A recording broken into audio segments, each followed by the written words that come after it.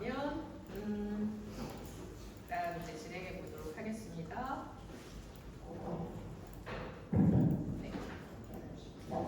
네, 이번 시간에 말씀드릴 내용은 이제 GCLP 시스템의 이제 크리티컬 시스템하고 오디트에서 그러면 핵심적으로 어떤 부분들을 중점적으로 봐야 하는가라는 부분을 조금 더 이제 앞선 시간에 말씀드렸던 내용들을 조금 더 인덱스하게 좀 설명을 드리고자 합니다.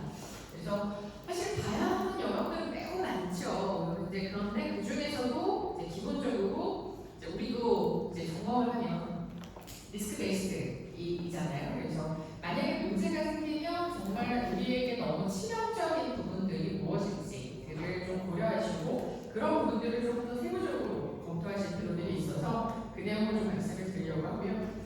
우선은 이제 검체 수용 주기 추적성 그리고 또 중요한 부분들이 이제 체인 오브 커스터디.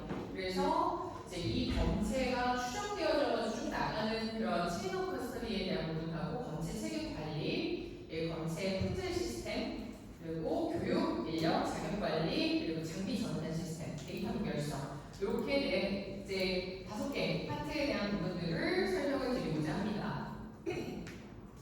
우선은 검체 수용 주기 추정성 먼저 얘기를 드리면 우선은 검체 수용 주기는 이제 이 라이프 사이클은 지금 보시는 것처럼 한 6단계로 나뉘어져 있습니다. 인탄시형 검체는 내산자로부터 시스템 수정부터 폐기까지 모든 단계가 문서화되고 추적 가능한지들을 확인을 해보셔야 되고요. 그래서 수령 시점에 검체 아이디 상태 확인하고 수령 날짜, 수량, 조건 기록하고 랩 매뉴얼에 따른 이제 접수들이 이루어지고 SOP에 따른 접수들이 이루어지는지 그리고 온도 이탈 여부 즉시를 확인해야 되는 이런 수령 절차가 적절하게 문서화되어 있는지를 보시고요. 그 다음에 이제 그 센트럴 랩으로 넘어가면서 고유 식별 코드를 또 따로 부여를 하게 되는데 적절하게 링크가 되는지 라벨하고 아이디 이제 라벨에서 아이덴티피케이션 그리고 보관 조건 유효기간 확인하시고 교차 오염 방지 구역이 적절하게 분리되어져 있는지를 보시고요. 눈가림 적용 시에는 암호화되어 있는지를 라벨이 적절한지 한번 보실 필요가 있고요. 처리 이제 처리는 사실은 이제 모든 처리에 대한 절차들이 다 문서화되어 있는 원심 분리 조건뿐만 아니라 모든 내용들이 문서화되어 있는지를 보시고 이제 원심 분리 조건 문서화를 특별하게 넣은 이유는 사실은 그 병원에서 이제 센트럴 랩으로 보내시기 전에 이제 원심 분리를 하셔서 샘플을 시럽만 따서 별도로 보내시는 경우들도 있잖아요. 최근에 실태 조사에서 그 내용에 대해 가지고 매우 상세하게 보고가 돼요. 그래서 기관에서 체열 시간이 언제인지 그리고 그게 보통은 이제 시럼을 따려면 30분 이상 이제 실온에서 정치시켜야 되고 정치하고 나가지고 이제 센트리퓨즈를 몇 시에 돌렸고 이제 어떤 조건에서 보통 2000rpm에서 4도시에서 10분 어떤 조건으로 돌렸고 그 다음에 거기 그리고 나서 꺼내서 분주하고 냉동고에 언제 넣었는지 이런 부분들을 매우 상세하게 보고 계셔서 원심 분리 조건까지도 모두 다 문서화가 필요하고요. 이제 분주 절차 그리고 처리 시간 온도 기록 적절한지 보시고 처리 담당자가 다 서명이 되어져 있는지들을 보실 필요들이 있습니다. 이 이후에 이제 보관을 하실 때 냉장, 냉동, 이제 조건별 구역으로 분리돼서 보관하고 온도는 연속 모니터링을 하는 것을 가장 선호합니다. 그리고 선입 선출, 그리고 세기나 접근 통제가 잘 이루어지고 있는지를 보시고요. 분석과 관련해서는 검체 아이디와 분석 시료 일치 여부 확인하는 부분들 하고 QC 시료화가 기반 분석이 이루어지는지 그리고 분석 순서 배치 기록들이 다 적절한지 원시 데이터가 다 즉시 기록이 되어져 있는지들을 보시고요. 폐기는 이제 보존기간 만료에 전에 폐기가 다 이루어져야 되고 이제 만약에 보존기간이 만료가 되어졌다면 이제 폐기한 고주를 별도로 유통을 해야겠죠. 그리고 반드시 분석 책임자의 승인 후에 폐기가 이루어져야 되고요. 폐기 사유 날짜가 문서화되어야 되고 수불 예정 최종 확인까지가 이루어져야 됩니다. 보통 점검에서 많이 문제가 되는 부분들은 타임스탬프가 들어가거나 레이블이 안 되어 있는 이제 구조물들이 나오거나 온도 이탈이 미기록되어지거나 수불이 불일치하거나 폐기 기록이 없는 경우 이런 것들이 주로 이제 지적사항들로 되어지기 때문에 검체 수령 주기에서 이런 부분들을 좀 상세하게 검토하실 필요가 추적성, traceability에 대한 이제 요건들인데요. 추적성이라고 하는 것은 이제 얘가 처음에 시작돼가지고 쭉 이렇게 어디를 넘어가서 어디를 넘어가서 이제 이걸 확인할 수 있도록 하는 이제 특정 검체의 이력을 수령부터 폐기까지 재구성할 수 있는 능력을 의미를 하고요. 점검에서는 특정 검체를 지금 추적을 해서 보여주십시오라고 해서 요청에 즉시 대응할 수 있어야 합니다. 이 부분은 실태조사에서도 최근에 이렇게 확인을 하고 계세요. 이제 3번의 뭐 B3의 검체가 어떻게 들어와서 어떻게 분석가 되고 얘네가 추적의 이력에 따라서 돼서 결국은 분석 결과가 CRF에 실제로 들어왔는지에 대한 부분들을 이제 추적 특정 검체를 이제 추적해서 확인할 수 있도록 하는 것이 이제 검체 추적성의 실무적인 요건이고요. 이 추적성이 가능하려면 우선은 고유 시설체계 아이디가 있어야겠죠. 그래서 대상자 아이디, 뭐 방문 번호, 뭐 시간대, 분주 번호, 이런 것들을 조합해서 이제 고유 식별 체계가 있어야 될 것이고요. 권장하는 건 바코드를 권장을 합니다만은 바코드는 되어 있지 않은 경우들도 있어서 어쨌거나 이제 식별할 수 있는 형태로 되어야 되고 수령, 언제 수령했는지, 날짜, 시간, 수령자 누구고, 수량이 몇 개고, 수령 시의 유관 상태로 어떠한지, 온도 조건에 대해서 기록이 다 이루어졌는지를 확인하시고요.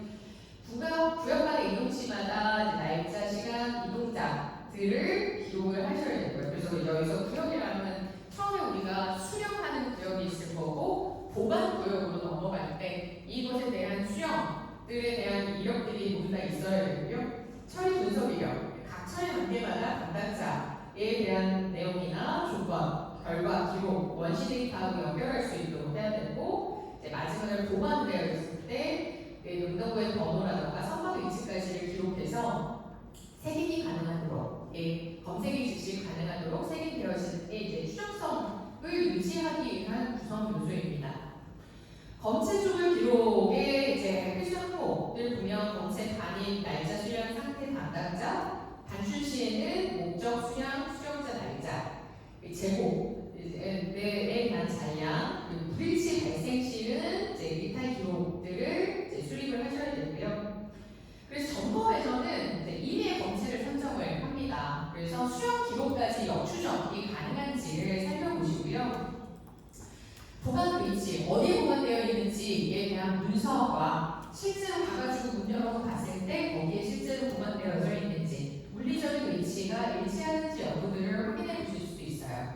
그리고 처리 분석 기록의 담당자, 서명, 날짜가 잘 기술되어져 있는지, 그리고 마지막으로 이제 폐기된 검체가 있는 경우에 이제 그 사유나 이제 폐기 검체에 대해서 승인을 받고 난 이후에 폐기가 이루어졌는지 이런 부분들을 점검해서 확인을 하시면 좋을 것 같아요. 그래서 이 내용들은 사실 시행처의 중점 확인 사항이기도 하고요. 그래서 검체 인출고, 보관 등의 관리 절차가 적절한지 여부를 살펴보실 필요가 있습니다. 그리고 이제 검체 보관 관리 측면에서는 이제 검체 보관, 뭐 냉장, 냉동, 실온, 뭐 이런 보관들이 있죠. 그래서 각각의 보관들이 이제 적절한 통제와 연속 모니터링이 되고 있는지를 확인을 해보실 필요가 있고요. 냉장 같은 경우는 보통은 혈청, 뭐 이제 단기 보관하는 경우들, 1일 온도 확인 기록이 있어야 되고, 온도 이탈 시 경보가 설정되어 있는지, 이탈 시에 이탈 기록들이 같이 작성이 되어지는지를 보시고요. 냉동은 보통은 장기 보관 검체를 이제 보관을 하고 있고요. 여기는 연속 온도 기록, 얘를 필수적으로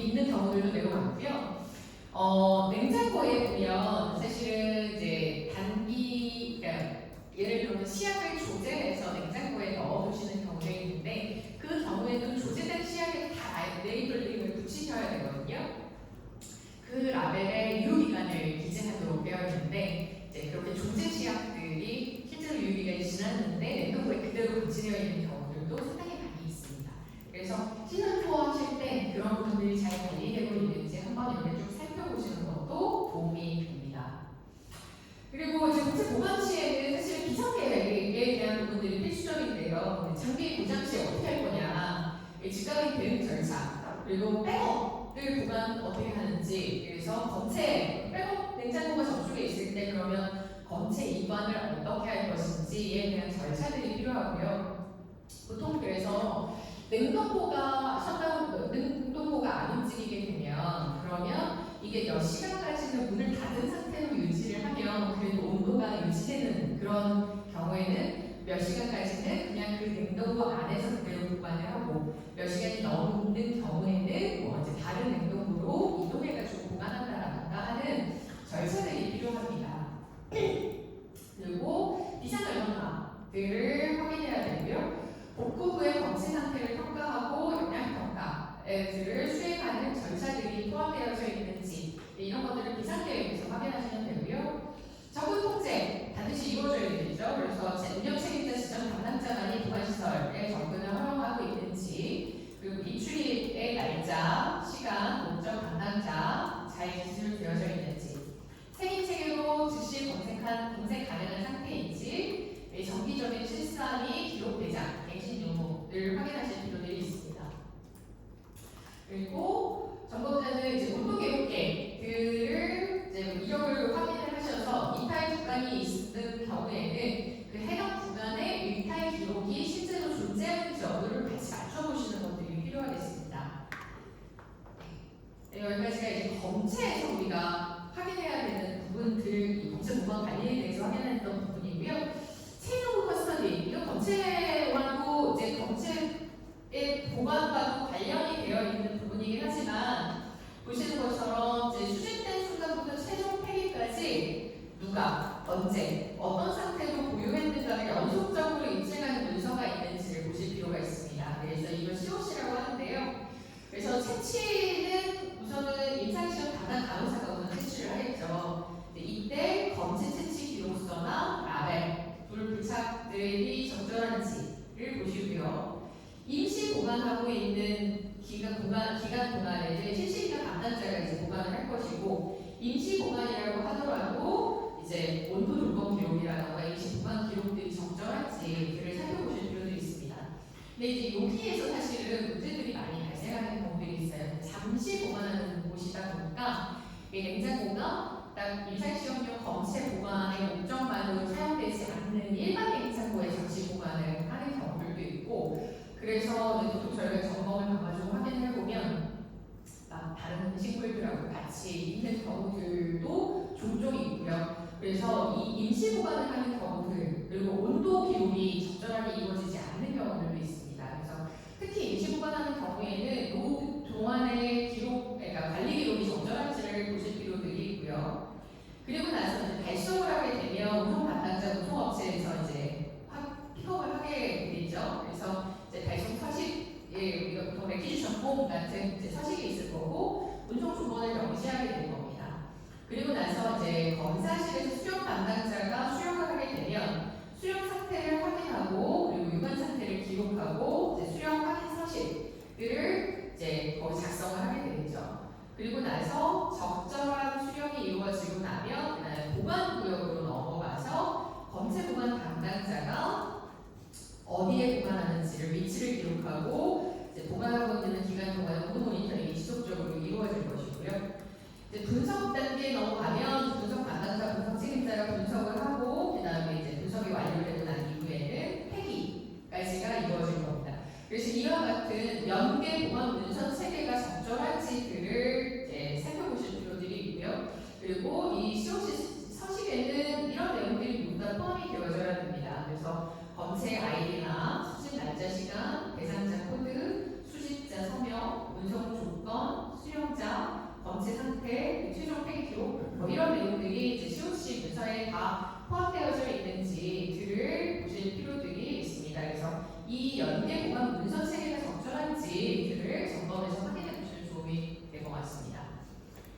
그리고 운송 중에 이탈 관리에 대한 부분들은 이탈은 사실은 안전성에 직접적인 영향을 미치기 때문에 이탈 발생 시에는 당연하게 이제 문서화와 영향평가가 이루어져야 되고요. 그리고 이게 적절하게 이루어지지 않으면 검체 결과에 이제 영향을 미칠 수 있는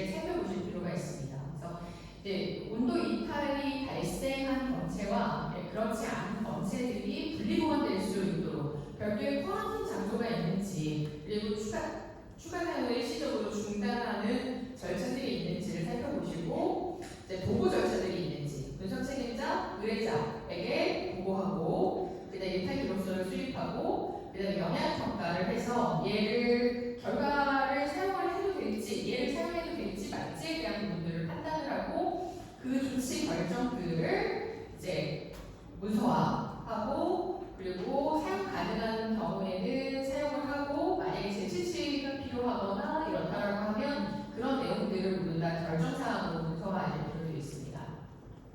그래서 온도 이탈이 발생하면 여러 가지 문제점들이 발생하지만 이런 것들이 이제 적절하게 관리될 수 있도록 문서화하시는 것들이 필요하고요. 이때의 책임들은 우선은 의뢰자는 검체 취급 요건의 계약서에 명시하고 이탈 보고가 발생할 때는 이탈 보고서를 수령하는 책임이 있고 그걸 확인해야 되는 책임이 있고요. 분석 책임은 이탈에 대한 영향 평가와 분석 가부를 결정해야 되는 책임이 있습니다. 물론 이 결정은 의뢰사하고 같이 협의가 이루어져야 되고요. 운송업체에서 만약에 이탈이 일어난다고 한다면 온도 이탈 기록을 제공하고 원인 분석해야 되는 이런 각각에 대한 책임이 있다라고 보시면 될 것 같습니다. 그래서 점검을 할 때는 운송 중에 온도 이력계를 검토하시고 이탈 발생 시에 이탈 기록서가 존재하는지 여부, 그리고 그 이탈에 대한 영향 평가 분석하고 결정 근거들을 확인을 하시고요. 그 COC 서식과 온도 기록 일치 여부를 확인하시고 문제가 발생했을 때 보고자에 대한 의뢰자에 대한 보고 이력들이 적절한지에 대한 부분들을 의뢰자에서 점검하실 때 확인하시면 좋을 것 같습니다. 네. 여기까지가 이제 검체와 체인 오브 커스터디에 대한 부분들을 설명을 드렸고요. 그 다음에 이제 검사실 품질 시스템. 품질 시스템은 QMS에 대한 부분이어서 사실은 SOP에 대한 부분들이 우선은 첫 번째로 확인이 되어져야 됩니다. 그래서 SOP는 현행 실무를 반영하는 살아있는 문서이고요. SOP가 있냐 없냐는 되게 중요하지만 실제로 있는 SOP가 준수가 되지 않는 경우에는 더 큰 문제가 될 수도 있습니다.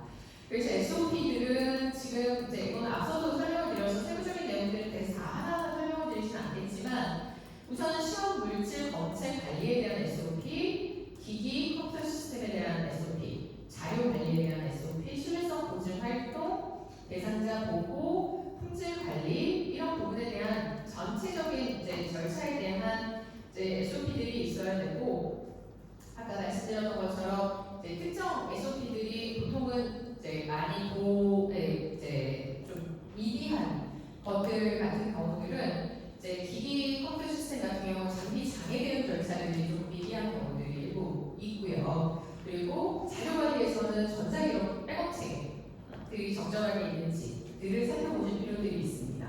그리고 이제 아까 신뢰성 보증 활동과 관련해가지고 이제 질문하시면서 한번 저한테 코멘트 주신 우리 구역장 선생님께서 코멘트를 하나 주셨는데 이제 아까 말씀드렸던 것처럼 밸리데이션, 분석법의 밸리데이션은 분석을 시작하기 전에 완료가 되어져야 하고 그 분석법에 대한 계획서와 결과 보고서에 대한 신뢰성 확인서가 발행이 되고 난 이후에 이제 분석이 이루어져야 되는데 이제 그렇지 않은 경우들이 좀 있는 경우들이 실무적으로 있는 경우들이 있다라고 해서 이제 신뢰성 보증 활동이 각각의 단계에서 적정하게 다 이루어지고 난 다음에 다음 단계로 넘어가고 있는지 이런 부분들도 점검 측면에서 살펴보실 필요들이 있을 것 같아요.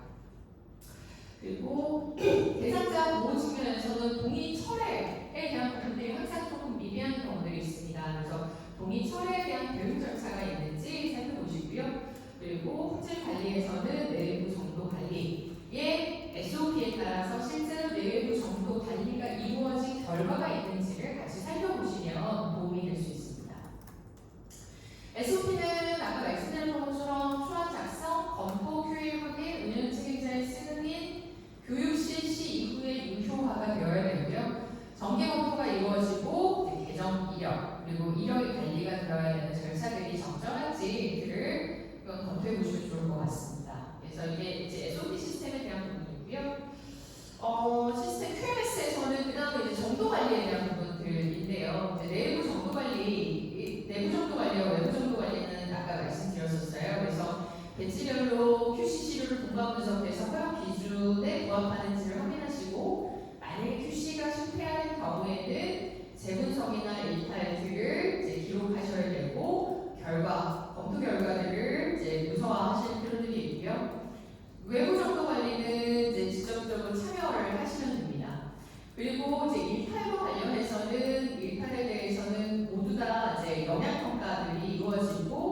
이제 적절한 조치 그 이후에 일탈 기록서를 작성 서명하고 분석을 제기하거나 또는 무효하는 이런 일탈에 대한 절차들이 사전에 적절하게 수립되어져 있는지를 좀 살펴보시면 좋을 것 같고요.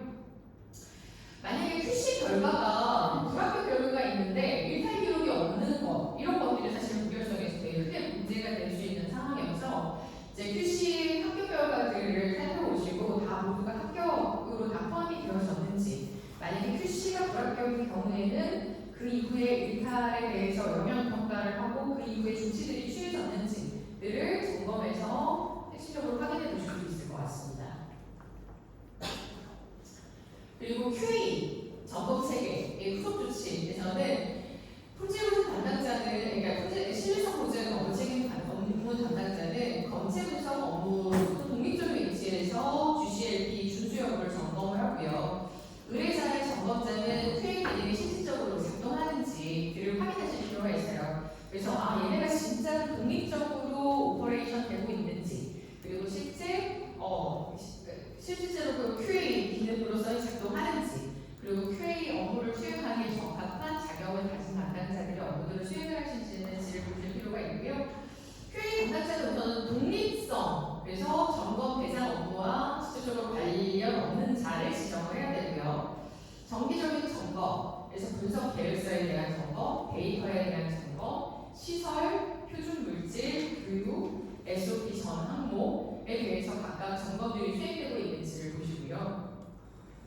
점검이 이루어지고 나서는 점검 결과가 기록이 되고 관찰 사항에 대해서 시정 조치가 요구가 되어졌는지에 대한 부분들과 그 이후에 이제 카파가 수립이 되고 카파에 대한 이행 완료가 수정이 되는지를 그리고 이제 점검이 완료가 되고 나면 GCLP 준수를 표시한 인증서가 발행되었는지를 보시고요. 수행된 모든 거치 분석에 대해서 목록을 유지하고 분석 일정 초과표는 신뢰성 보증 담당자도 같이 공유해서 관리를 해야 된다라는 것들 점검 인력과 연계해서 관리하실 필요들이 있습니다.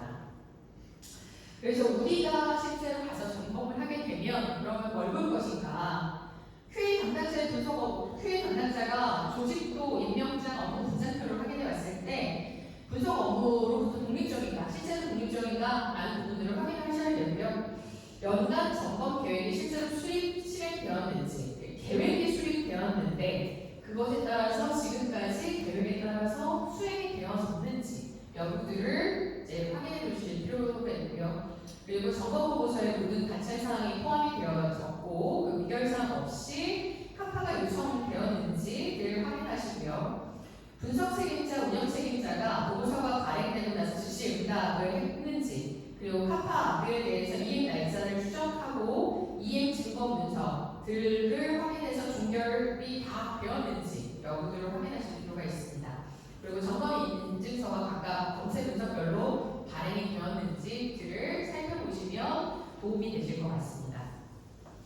여기까지가 이제 신뢰성 보증 QA 점검 체계. 그래서 우리가 품질 보증 측면에서 봐야 되는 건 SOP 그리고 정도 관리, QC, 일탈 관리, 그리고 마지막으로 QA 이렇게 세 가지에 대한 부분들을 살펴보시고 적절한지 여부들을 좀 보시면 도움이 될 것 같습니다.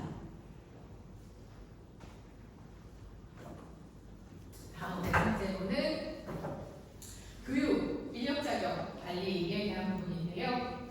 우리 각각 그 GCLP 기준을 보면 운영 책임자, 분석 책임자, QA 담당자, 자율권 책임자의 자격 요건들이 다 정해져 있어요. 그래서 이력서를 보시고 그 자격 요건에 부합하는 사람들이 업무에 배정되었는지를 살펴보실 필요가 있습니다. 특히 이제 우리가 이제 많은 분석들을 이미 많이 하고 있는 알려져 있는 GCLP 앱들 있잖아요. PK 분석 많이 하시는 회사들, 그래서 뭐 바이오 어쩌고 이런 회사들 같은 경우들은 오랫동안 오퍼레이션을 해오셨기 때문에 인력 자격 훈련에 대한 부분들에 대해서 충분하게 이제 문서화되어 있고 이렇게 되어 있는데 이제 새롭게 시작하시는 회사 지정 주관 받으신 경우에는 좀 그런 부분들이 좀 미흡한 경우들이 있고요. 그래서 여기 나와 있는 자격 요건들 그리고 이 자격 요건 이외에도 몇 년 이상의 자격 이런 것들이 구체적으로 되어 있습니다. 그래서 그 내용들이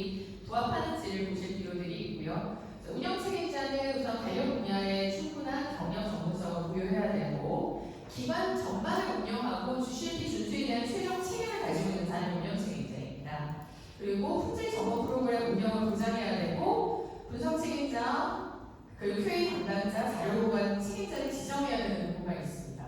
그리고 하청 업무에 대한 모든 책임에 대한 책임을 가지고 있는 담당자로서 점검 때 이 사람에 대해서 확인하실 거는 개인의 이력서, 학연 경력 증명서를 통해서 이 사람이 적절한 퀄리피케이션을 가지고 있는지를 살펴보실 필요가 있고요. 임명장하고 업무 분장도 보시고요. 이 분의 이제 위임 업무가 어디까지인지들을 확인해 보실 필요가 있습니다. 분석 책임자는 개별 시험별로 분석 시작 전에 사전 지정이 되어야 되고요. 해당 분석 전에 이제 해당 분석의 전 과정의 운영 실시 총책임을 가지고 있는 사람이고 계획서를 서명하는 권한이 있고 일탈 발생 시에 즉각 평가 기록해야 하는 책임이 있습니다. 책임자 교체 시에는 문서화가 반드시 되어 있어야 되고요. 이분도 역시 분석별 임명장을 통해서 시험 전에 실제 지정이 되었는지, 그리고 자격 전문성 증명 서류, 그리고 교체 시에는 인수인계 문서들을 확인을 하실 필요가 있습니다. 그리고 QA 담당자는 독립성을 유지하고 있는지, 그리고 운영 책임자가 지명을 했는지, 그리고 점검에 대한 충분한 교육들을 받으신 분이신지, 그리고 점검 보고서를 작성해서 운영 책임자에게 전달하고 있는지들을 보실 필요가 있고요.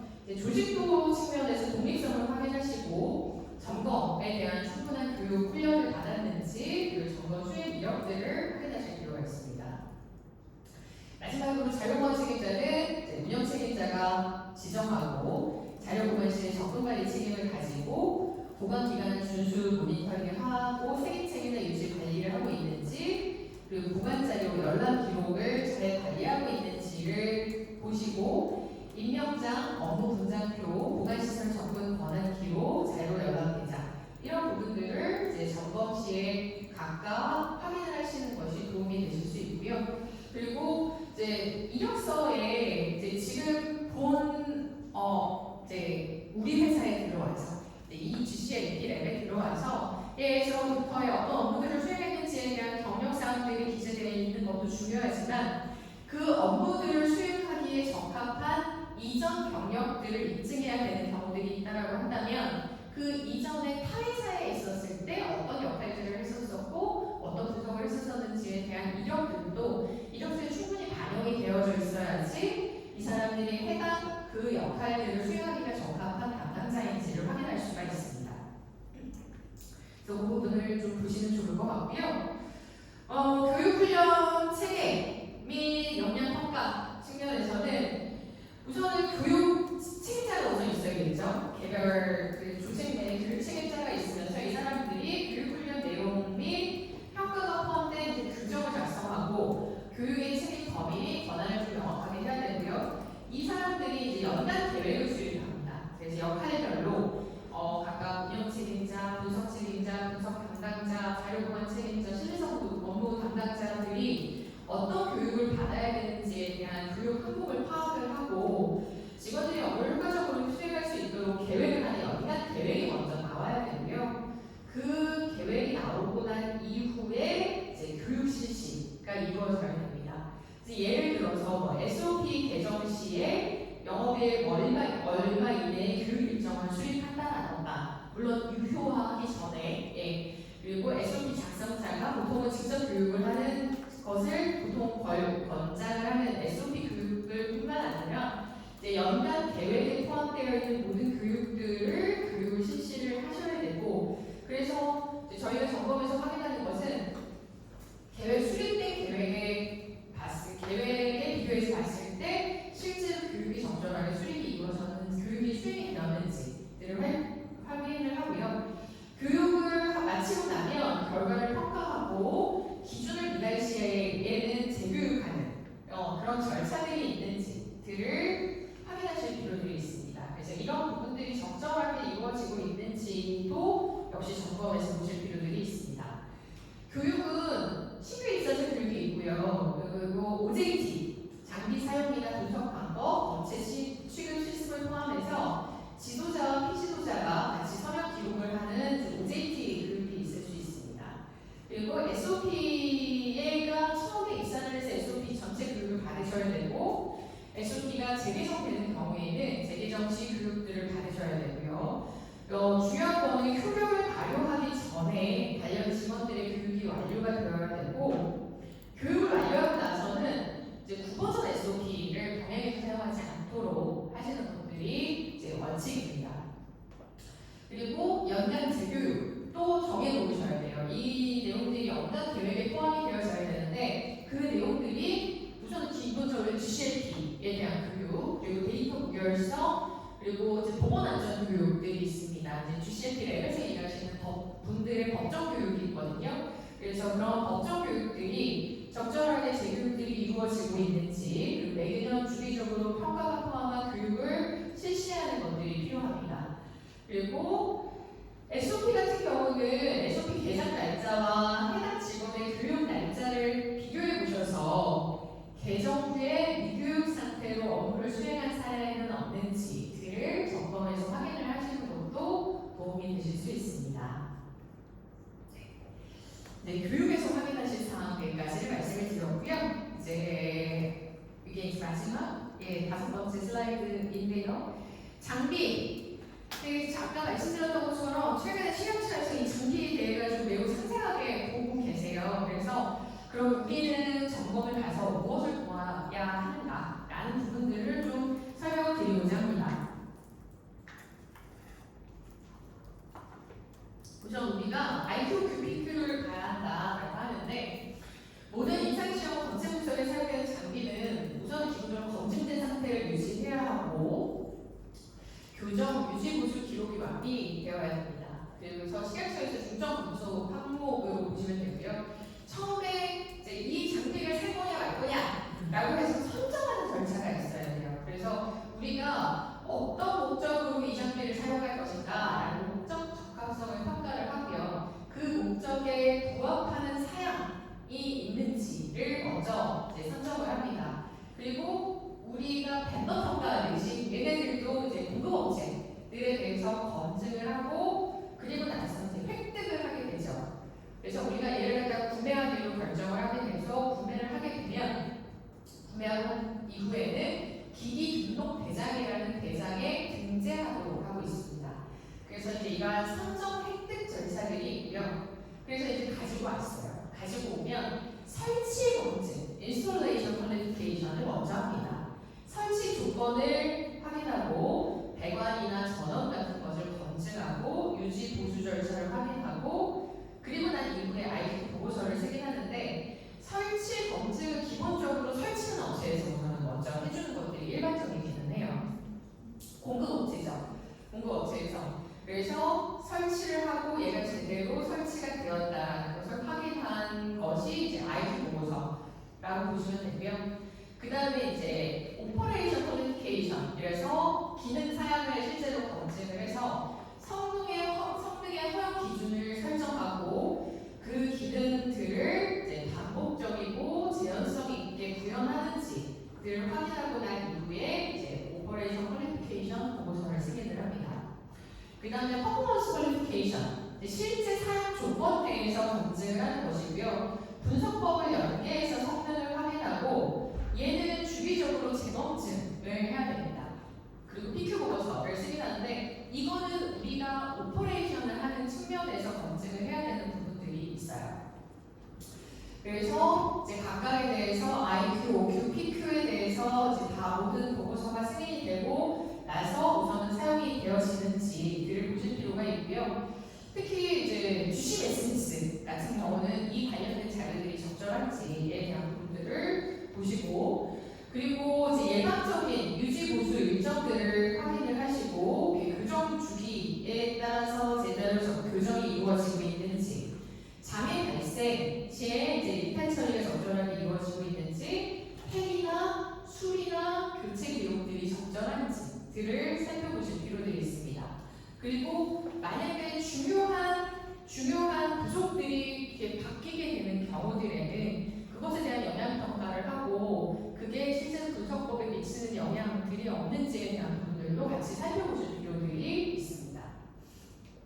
그래서 이 기기와 관련해가지고 점검을 하실 때 살펴보셔야 되는 부분들은 기기 등록 대상, 그리고 기기에 대한 연간 정기 점검 대장, 교정 인증서, 유효기간 확인하셔야 되고요. 그리고 예방 유지 보수 기록, 그리고 장애 수리 이력, 알코올 PQ 보고서들을 보실 필요들이 있습니다. 그리고 교정 유효기간이 지난 상태로 분석이 수행된 경우에는 유효성에 의문이 제기될 수 있기 때문에 유효성 유효기간들이 잘 유지되고 있는지를 살펴보시면 도움이 될 수 있을 것 같습니다. 그 다음은 이제 컴퓨터 시스템에 대한 검증에 대한 부분인데요. 이제 컴퓨터 시스템은 GCP 임상시험에 사용되기 전에 검증 CSV가 완료가 되어야 되고 오디트 트레일은 삭제 계열성화가 불가능하다고 설명되어야 합니다. 누군가 꺼서는 안 되고요. 이것도 이제 식약처의 중점 검토 항목으로 보시면 될 것 같고요. 컴퓨터 시스템은 그러면 어디까지를 가야 되냐? 보시는 것처럼 림스, 우리가 이제 샘플이 들어와서 그 샘플을 추적하는 시스템들도 그렇고 기기에 붙어있는 소프트웨어, 전자기록 시스템 등 모든 GCLP 업무 전 관련 시스템들에 포함이 되고요. 그리고 검증은 사용 전에 검증이 완료가 되어야 되고요. 또 한 가지 사용 중 변경 시에는 재검증이 이루어져야 됩니다. 얘도 마찬가지로 우리가 특히 이제 소프트웨어 같은 경우들은 보통은 몇 이렇게 해서 이제 버전 관리가 되어지는데 특히 주요한 변경이 발생하는 정수 자리의 맨 첫 번째 자리의 변경 같은 경우는 통상적으로 풀 밸리데이션이 필요하고요. 이제 그 두 번째 자리 변경 같은 경우 영향 평가를 통해서 어느 정도의 영향을 미치는지에 따라서 밸리데이션에 대한 범위들이 달라질 수 있습니다. 그리고 이제 확인해야 되는 검증 문서들은 이제 URS 하고 검증 계획서, 검증 보고서가 적절하게 있는지들을 보시고요. 변경, 시스템 업그레이드 변경 시에 영향 평가하고 나서 재검증 수행했는지 살펴보실 필요들이 있습니다. 그리고 접근 권한, 역할 기반이 개인 계정이 있는지 공유 계정은 절대 사용하시면 안 되고요. 정기적으로 접근 권한을 검토해야 되는 책임들이 있습니다. 우리 이 부분에 대해서는 이번에 GCP 디비전 3에서도 이 내용들이 이제 딱 언급이 되어졌죠. 그래서 정기적으로 이 지금 권한 부여되어 있는 사람들의 어세스 리스트를 보시고 적절한 사람들에게 적절한 권한들이 부여되고 있는지를 정기적으로 확인하는 절차가 있는지를 보실 필요가 있고요. 오디트 트레일은 항상 활성화되어 있어야 된다. 계열성화가 불가능하다. 자동적으로 기록이 되어야 돼요. 모든 입력, 수정, 삭제에 대해서 사용자의 아이디, 날짜, 시간, 이전값이 자동으로 기록이 되어야 되고 삭제가 불가능해야 되고요. 읽기 전용이어야 되고 수정도 불가능해야 되기 때문에 읽기 전용이어야 되고 QA 담당자가 정기적으로 점검 추적을 검토하고 이상 여부가 이상이 없는지를 여부를 확인을 해야 되고요. 시스템의 수정 기간에다가 데이터 보관 기간 동안까지 이제 보관 기간이 유지되어야 합니다. 그래서 컴퓨터 시스템을 사용하시는 경우에는 컴퓨터 시스템 밸리데이션이 적절하게 이루어졌는지, 점검 추적이 요건에 부합하는지 여부들을 보시면 좋을 것 같고요. 컴퓨터 시스템 관련해서 비판한 지적사항은 점검 기록, 오디트 트레일을 비활성화하거나 특정 사용자에게 관리자 이런 사람들에게 적용하지 않는 경우들 이런 것들이 이제 주요한 문제점이 됩니다. 그리고 공유 계정, 그룹 아이디, 랩 공유 이런 식으로 사용으로 누가 했는지를 알 수 없도록 하는 경우들, 그리고 시스템 미검증 상태로 GCP, GCLP 업무에 사용하는 경우들, 그리고 원시 데이터를 뽑아서 엑셀로 재입력하는 이런 문제점들이 발생하기도 합니다. 그래서 이런 경우에는 원시성을 상실하기 때문에 이렇게 돼서는 안 되고요. 백업 시스템을 미검증하거나 복구 테스트를 비실시하는 거예요. BCP의 일환이죠. 그래서 BCP를 만들어서 백업 시스템을 검증하셔야 되고요. 복구 시스템도 테스트를 실시하셔야 되는 그래서 기준들을 가지고 있는지를 보시고 퇴사 직원 계정 비활성화 지연 이런 부분들도 많이 있습니다. 그래서 이런 부분들은 이제 정기적인 접근 권한 검토로서 확인할 수 있는 부분이어서 이제 컴퓨터 시스템을 활용 내용들이 충분하게 반영이 되어져 있는지, 이런 문제점은 없는지들을 살펴보시면 도움이 될 것 같습니다. 그리고 데이터 무결성 측면에서는 소급 이력, 수정, 탐지, 전자기록 관리와 관련해서 데이터 무결성의 위반의 가장 일반적인 형태가 사실은 소급 이력에 대한 거고, 원본 수정 없이 재기록하는 이런 것들이 문제점들이 발생하고요. 소급 이력이나 수정 탐지 방법, 탐지 방법, 점검에서 이런 것들을 어떻게 알 수 있는가라는 것들을 보시면 데이터뿐만 아니라 메타데이터를 같이 보시는 거예요. 그래서 파일의 생성일이나 분석 수행일을 같이 비교하시고, 수정 날짜가 생성 날짜하고 비교해봤을 때 뭔가 의심이 가는 부분들이 있으면 메타데이터들을 비교하시면서 보실 수 있고요. 그리고 동일 시간대에 다수 수정이 집중이 되거나 비근무 시간에 수정이 이루어지거나 삭제하고 재입력하는 이런 패턴들이 있는지들도 살펴보실 수 있습니다. 그리고 수리 기록 같은 경우는 한 사람이 쓴 게 맞는지, 잉크의 종류나 피라미나 균일성 이런 것들을 보시고, 날짜 수정의 흔적이나 더쓰기 흔적 이런 것들이 없는지들을 보실 필요도 있고요. 그리고 사실은 중요한 부분들은 담당자 인터뷰를 통해서 문제점이 있는 경우에는 인터뷰를 통해서 추가적으로 확인할 수도 있습니다. 그래서 데이터 무결성들이 적절한가라는 부분들을 확인하시는 부분들이 점검에서도 수행이 되어야 되고, 알고하고는 아까 말씀을 드렸고요.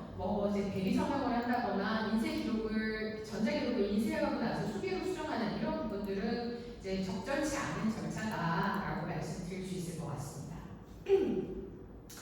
그래서 여기까지가 제가 말씀드렸던 우리가 점검에서 어떤 부분들을 주요하게 볼 것인지에 대한 5가지 파트에 대한 내용이었고요. 이 내용들을 고려하셔서 아까 이후에 공유드릴 점검 체크리스트에 같이 확인하시면서 이후에 점검에서 좀 중요한 사항들을 확인하시고, 그 업체가 실제로 주실 PL이 우리가 사용하기에 적합한지, 그리고 이 랩에서 나온 데이터들을 우리가 임상에서 활용하기에 적절하게 신뢰할 만한 데이터를 생산해낼 수 있는 자격을 갖췄는지, 그리고 그 이후에 적절한 관리에 대한 절차들까지를 같이 조금 살펴보시면 좋을 것 같습니다. 혹시 여기까지에 대해서 질문 있으실까요? 제가 준비를 하면서 의뢰자 점검하고 규제 기관의 실태 조사에서에 대한 내용들이 거의 많은 영역들이 좀 겹치는 내용들이어서 같이 조금 마련을 했어요. 그래서 보시면 하나씩 조금 살펴보시도록 하겠습니다. 그래서 빈발 관찰 사항들을 제가 한 10가지 정도로 조금 정리를 해 놓았는데요. 보시는 것처럼 사실 저희가 가서 많이 물어보는 것 중에 한 가지가 점검 주적 오디트 트레일의 비활성화 우회에 대한 부분들은 없는지들은 살펴봅니다.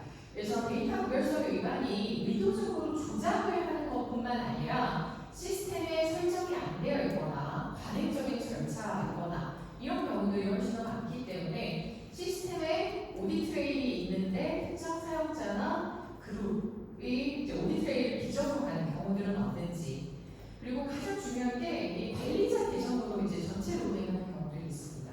그래서 이런 경우에는 개별적으로 누가 했는지, 어떤 문제가 발생했을 때 어디서 문제가 있는지를 확인하는 것들이 불가능한 경우들이죠. 그리고 오디트 트레일 기능 자체를 꺼놓은 채 운영을 하는 경우들이 있거나, 또 정기적인 검토 없이 이상 접속이 계속되고 있는데도 수정되어지지 않고 방치되는 경우들. 그래서 오디트 트레일이 제대로 워킹하고 있는지는 QA가 정기적으로 확인해야 될 필요들이 있고요. 그래서 이 부분들이 사실은 요즘은 거의 컴퓨터 시스템들을 많이 사용하고 있기 때문에 이 부분들이 좀 문제점, 데이터 무결성 측면에서 되게 많이 문제가 되는 부분들이 있고요. 그래서 이와 같은 것에 대해서 시정 방향은 모든 사용자 계정에서 오디트 트레일이 개별 생성되고 있는지, 그리고 오디트 트레일의 활성화 설정이 스크린샷으로 좀 확보하시고 QA가 그런 절차들을 마련을 하시는 것들이 필요합니다. 그리고 공유 계정, 대리 서명 이런 것들이 있지 않은지들을 보실 필요들이 있는데 그룹 계정을 사용을 하거나 이제 그 없는 경우에 위임을 따로 하지 않고 다른 사람 대신 서명을 한다거나 퇴직이나 이동 직원의 계정을 삭제하지 않고 계속 사용한다거나 이런 부분들은 없는지 비밀번호를 공유하는 관행들을 가지고 있는 부분은 없는지 들을 살펴보시고요. 이제 이것들도 개인 계정으로 모두 다 접근들이 개인 계정으로 되어야 하고 퇴직 즉시에 계정 비활성화 절차가 있어야 되고 접근 권한을 이제 분기별로 적절하게 적절한 사람들에게 이제 부여가 되고 있는지를 확인하는 절차들이 있는지를 보실 필요들이 있습니다.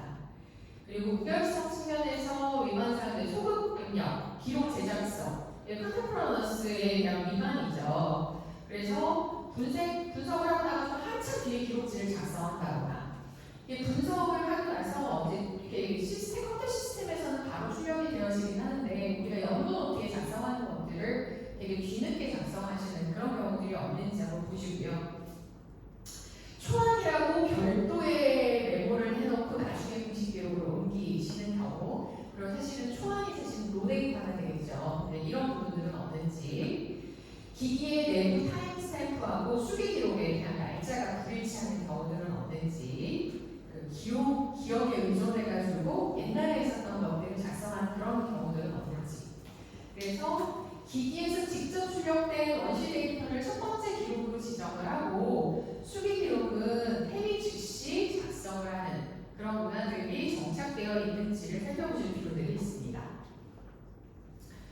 그 다음은 이제 데이터 수정이나 SOP, 검체 관리와 관련해서는 이제 원본을 유지하면서 수정을 해야 하는데 원본이 제대로 유지가 안 되는 그런 문제점들이 보통은 많이 발생이 되고요. 그래서 수정 이유 없이 줄긋기만 되어 있는 경우, 서명이나 날짜가 없이 수정되어 있는 경우 이런 것들이 문제가 되고 전자기록을 인쇄해가지고 수기로 다시 수정하는 경우 이런 전자기록의 원시성을 무시하는 거죠. 그리고 버전 관리 없이 동일한 파일을 계속 엎어쓰는 경우들 그래서 이런 원본의 회선 수정 방법을 위반하는 경우들이 없는지 한번 보시면 좋을 것 같고요. 그리고 SOP 측면에서는 이제 SOP의 실제 수행 절차와 현행 SOP 간에 불일치하는 절차들이 없는지 그리고 2년 이상 미검토된 SOP가 비치되어 있지는 않은지 그리고 SOP 개정 후에 교육 기록 없이 바로 이제 업무에 투입된 경우들은 없는지 그리고 이제 자기 업무에 대한 내용들이 없이 그냥 타부서 SOP를 그대로 사용한 내용들은 없는지 이런 부분들을 좀 살펴보시면 좋을 것 같고요. SOP의 개정일과 교육 이수일을 비교해서 실제로 교육 이수가 SOP 유효 전에 완료가 되었는지 여부들을 확인해 보실 필요 있습니다. 분석계획서 측면에서는 분석을 시작하고 난 이후에 분석계획서를 작성, 서명했는지 그리고 그런 경우들은 없었는지 한번 보시면 좋겠고요. 분석 책임자의 서명 날짜보다 분석 시작일이 그 이전에 발생하지는 않았는지 살펴보시고요. 의뢰자의 서명 없이 분석이 진행이 된 경우는 없는지 일탈이 발생하고 나가지고 소급해가지고 분석계획서를 나중에 변경한 경우들은 없는지 이런 부분들을 이제 분석계획서의 서명 날짜하고 분석 시작 날짜 교차를 확인해서 이제 날짜를 확인하시고요. 서명 날짜가 분석 시작보다 이후 이 경우들에 대해서는 지적사항들로 고려될 수가 있습니다. 그리고 이제 이게 마지막 슬라이드인데요. 또 장비 인력 검체 QA 시스템 측면에서는 교정 기간을 초과한 장비를 사용하거나 IQ, PQ가 미비한 경우들, 교정 기간, 유효 기간 경과 후에도 대해서 분석에 사용하거나 IQ, PQ 없이 신규 장비를 이제 CCLP 업무에 직접적으로 투입하거나 교정 인증서가 없거나 분실되었거나 그리고 장비 고장 수리 후에 재검증 없이 그냥 바로 사용하는 장비 고장을 하고 나면 퍼포먼스 퀄리피케이션을 해야 되거든요. 그래서 근데 그게 없이 없이 바로 사용하는 이런 부분들이 보통은 문제점으로 많이 지적이 되고요. 그래서 교정 이력 그리고 교정 완료인 캘린더를 잘 관리하고 있는지를 확인하시고 신규 도입 전에 알토교 완료가 다 완료되었는지들을 확인하실 필요가 있습니다.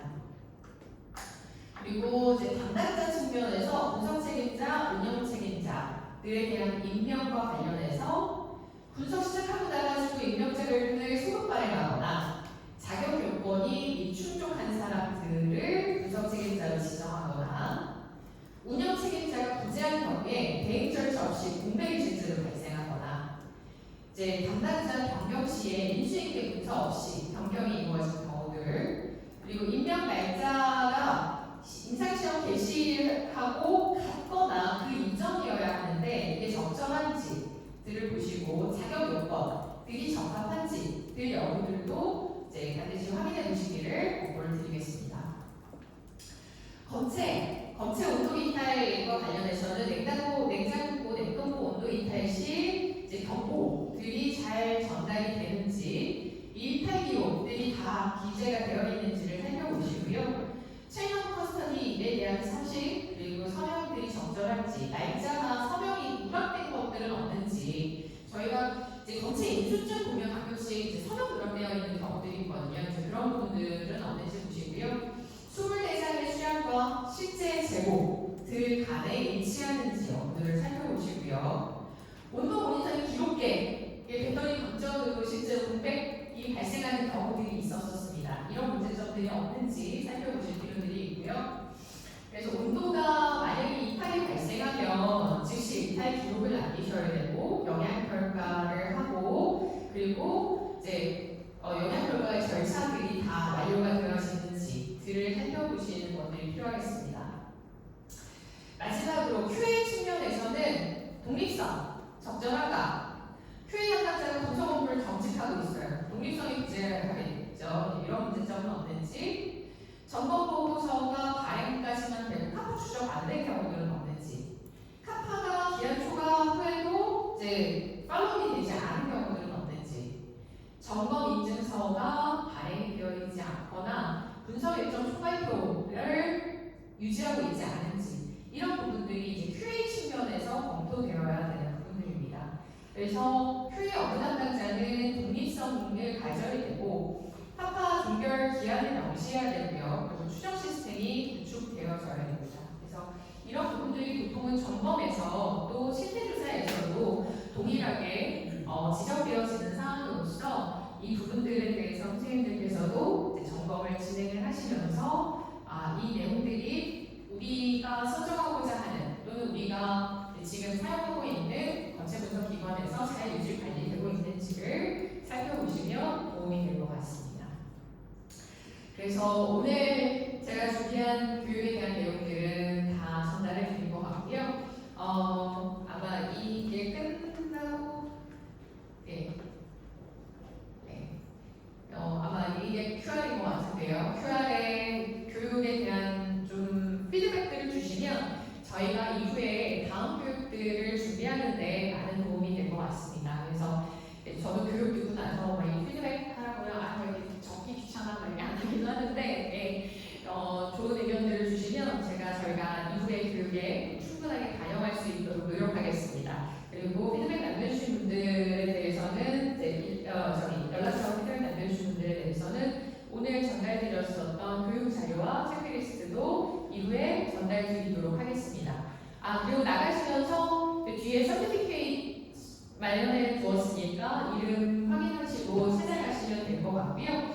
별도로 질문이 있으신 분들은 교육 끝나고 저한테 그냥 따로 오셔서 질문 주셔도 될 것 같고 이제 바쁘게 가셔야 되면 저한테 이메일로 전달 주시면 제가 확인하고 답변 드리도록 하겠습니다. 오늘 교육까지 잘 집중해서 잘 참여해 주신 선생님들께 모두 감사드리고요. 다음에 저희가 한마디 교육도 마련하게 되면 그때 다시 얼굴 뵐 수 있도록